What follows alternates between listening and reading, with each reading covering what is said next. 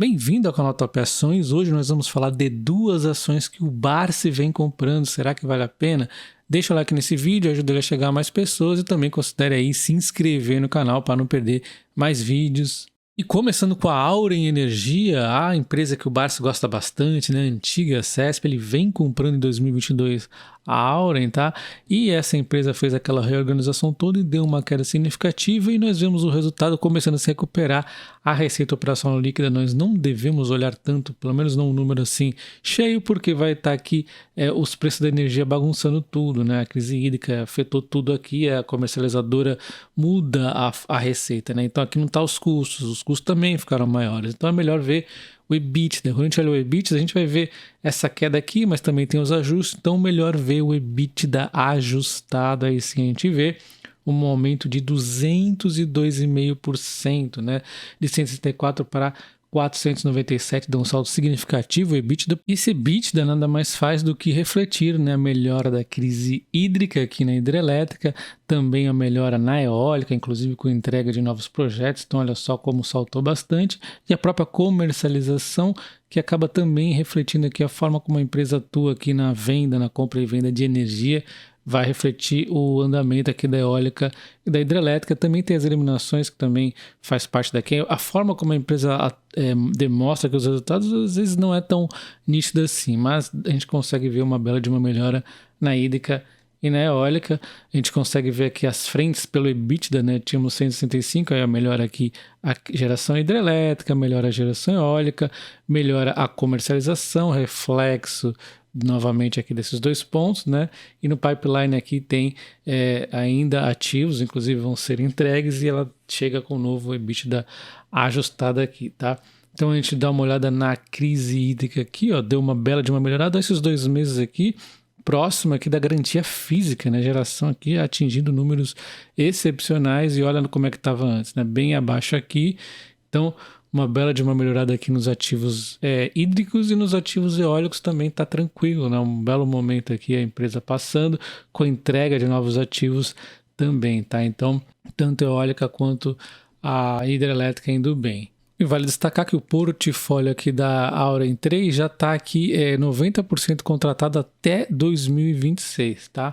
E dando uma olhada nos ativos eólicos, a gente vê o vento do Piauí ficando em linha, né, praticamente. A gente vê o Araripe dando uma bela de uma melhorada de 57%, porque tivemos sinistros ocorridos no transformadores lá em 2021. Então isso aqui ajudou bastante aqui a dar essa melhora também, né?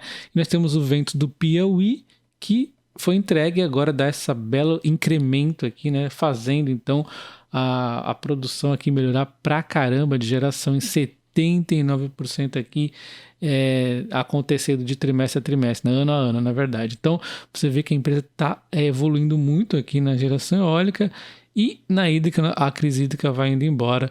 E falando dos enroscos da empresa, não podemos deixar de falar do plano de pensão Viveste, aquele plano de aposentadoria vitalício, né? E a empresa tem tentado negociar aí com o pessoal, né, para a migração disso aqui, principalmente depois do IGPM, que deu aquela disparada, ficou tudo maluco, né, e a dívida ficou muito grande em relação a isso, né.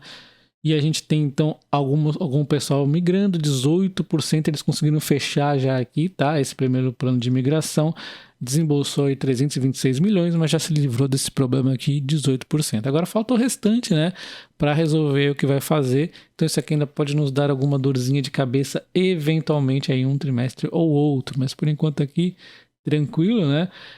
A gente tem aqui a questão dos passivos e ativos na justiça, que a bolada também é bastante grande, né? Onde nós temos aqui 3,1 bilhões aqui em passivos, né? Divididos em diversas frentes. Temos aqui a questão do provável, né? Azulzinho, e possível, eventualmente pode acabar acontecendo mesmo. Tem alguns acordos aqui ou movimentações na justiça que acabam diminuindo, geralmente acabam mais diminuindo do que eventualmente aumentando. E aí a empresa também vai fazendo os pagamentos. Nesse trimestre não teve pagamento, aí só teve essa movimentação de julgamento aqui, tá? E nós temos o ativo, né, que é os 3 irmãos aqui, o contencioso ativo, que é maior ainda o valor, 4,7 bilhões, tá? E ainda tem que ser atualizado. Então, ela tem mais ativo para receber aqui, bem mais, né, do que os passivos, só que tem o plano Vivest ali que dá uma dorzinha de cabeça. O fato é que em termos aí de futuro dela, ela tá bem tranquila. Olha os ativos hídricos dela, né? Longo pra caramba, exceção isso aqui que ela tá mantendo por enquanto, mas talvez já foi vencido. O resto, ó, tudo aqui, ó, tudo muito longo, né? 2030, 50, 2040. O maior de todos aqui, o Porto Primavera, que o Barça sempre fala, 2056. Então você tem aqui a grande parte da geração da empresa para longuíssimo prazo. Ainda tem as outras aqui, ó, 2037, 51 e 49. Então quase todo o portfólio dela está muito longo prazo aqui na hídrica. E na eólica, em termos de ativos em construção, a gente viu aqui que o Ventos Piauí acabou de ser entregue, mas não foi completo ainda, não deu o resultado completo na receita, então a gente vai ver mais incrementos aí nos próximos trimestres, tá? A capacidade instalada é de 409, também é bastante relevante esse ativo aqui, então ele vai ter aí um valor ainda maior no próximo trimestre, vai pegar mais em cheio, né?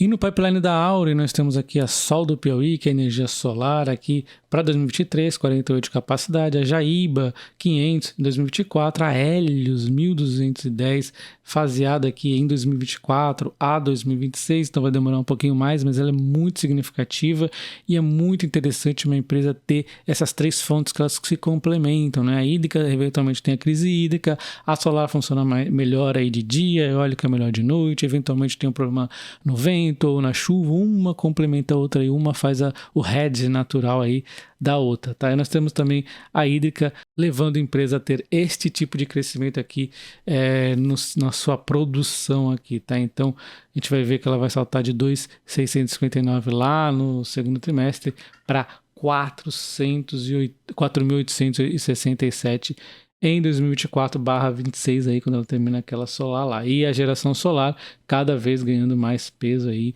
ficando bem aí equilibradinha entre as três fontes de geração de energia.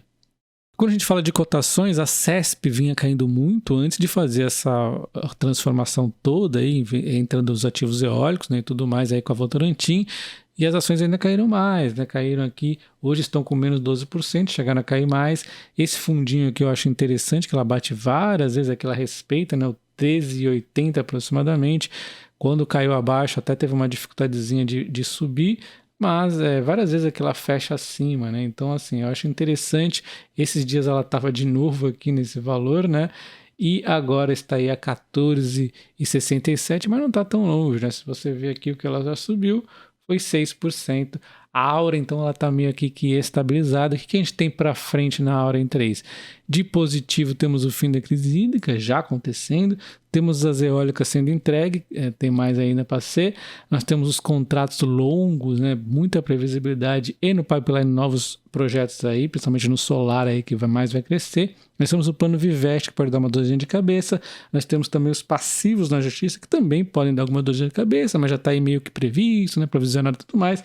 E nós temos os ativos na justiça, três irmãos, que podem dar uma receita aí bem relevante, de repente um dividendo aí porrada, né, acontecendo, tá? Então, essa é uma empresa um pouquinho complexa por conta dessas coisas na justiça, mas em termos de geração aí tá muito boa, com a eólica, a solar e a hídrica aí, né?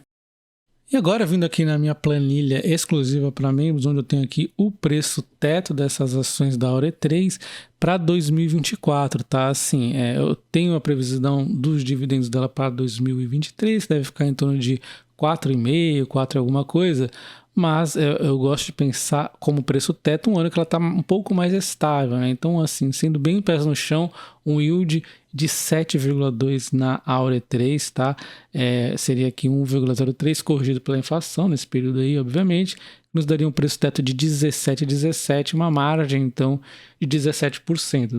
Bolsa aí geralmente é longo prazo, né? E aí em 2025 ainda melhor ainda mais, a gente viu que tem mais projetos ainda sendo entregues gradativamente na Auren 3.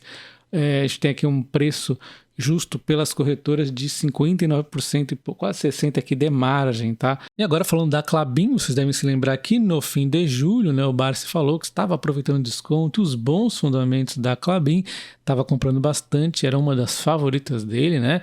E aí falando do EBITDA ajustado por segmento, a gente tem aqui um aumento de 20% no crescimento do EBITDA, aumentando aqui nas embalagens e papéis e também na celulose.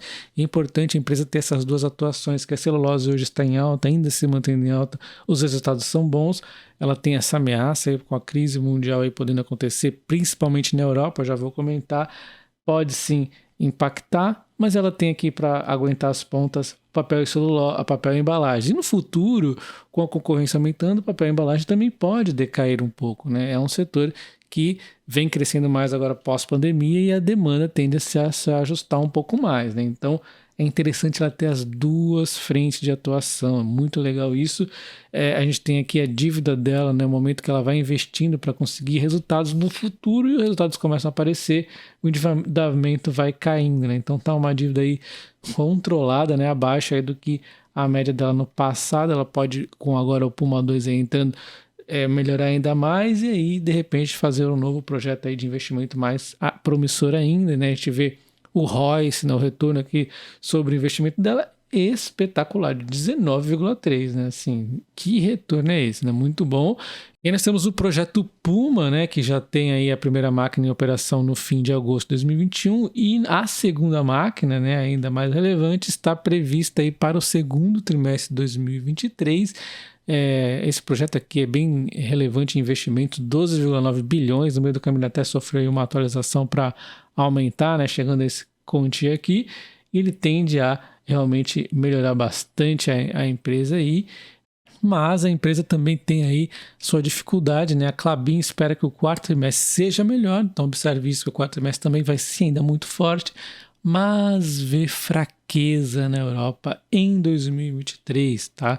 Então, ela pode inclusive migrar um pouco da demanda dela, né, dos produtos aqui, para a América do Norte, dando uma equilibradinha. E tem a própria questão da celulose, que existe essa impressão, né, o mercado está tendo essa impressão aí que vai cair a celulose em 2023, 2024, mas na verdade a gente está vendo ali tanto China se virando ali para se manter fora da crise, como os Estados Unidos indo muito bem, inclusive, né, se mantendo aí, tá?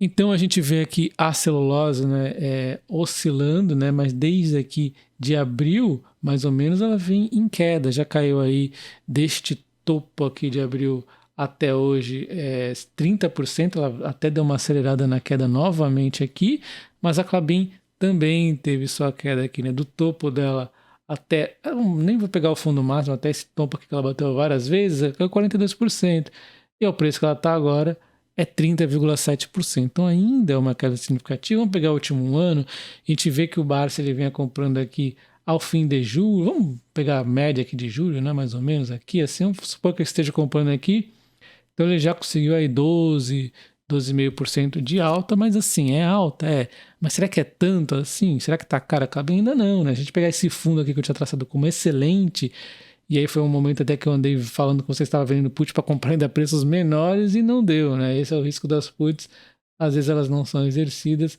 a ação já subiu daquele fundo quase 20% praticamente, né? Então, uma alta de 20% já não é de se desprezar. A gente vê aqui a celulose dando uma ameaçadinha, então sim, né? Pode eventualmente cair as ações, né? A gente vê aqui que eu inclusive tracei aqui um ponto exatamente onde ela está de 21,90 como uma certa resistência, e ela está subindo, de repente ela bate aqui e volta. Na hora que a política também pode dar uma impulsionadinha para cima aí, né? Aproveitando que ela está tentando passar esse ponto. E aí nós vamos agora para as ponderações, né? Estamos vendo ainda a Klabin ainda descontada, né? Mas nessa questão da celulose caindo, e existe essa narrativa que a celulose vai cair, a desaceleração mundial pode impactar aí em diversas frentes, principalmente a Europa, mas a Klabin está aí atenta para de repente migrar um pouquinho suas vendas aí. E nós temos no quarto trimestre de 2022 uma previsibilidade aqui, segundo a empresa, né, de ótimos resultados, ainda melhores, né? E no segundo trimestre de 2023 nós temos a segunda fase do Puma 2, que é também um ponto muito significativo, e quando o mercado vai começar a precificar isso, a gente não tem certeza. Pode ser logo no primeiro trimestre, pode ser depois de concluído o projeto, pode ser depois que trazer alguma eficiência. Então, assim, o fato é que nós temos esses pontos aqui no radar. Dando uma olhada no preço teto que eu mantenho aqui para a Klabin 4 e a 11, nós temos praticamente um yield de 6,4, igual aqui o preço teto, basicamente 6,5%, 7% aqui de margem, né? Mas a gente precisa ver como é que vai a celulose para ficar pensando nos dividendos aí do próximo ano, tá? Então, por enquanto, a gente mantém esse preço teto e nós temos as corretoras aqui tendo uma margem de 51% no preço justo da Klabin 11, tá? Mais um indicativo aí que a ação está barata, segundo as corretoras, um desconto bastante expressivo. Considere se tornar membro do canal para ter acesso a essa planilha com diversos preços tetos. Deixa o like nesse vídeo e comenta se você está comprando ou pensando em comprar a Klabin ou a Aure 3. Um abraço, até o próximo vídeo. Valeu!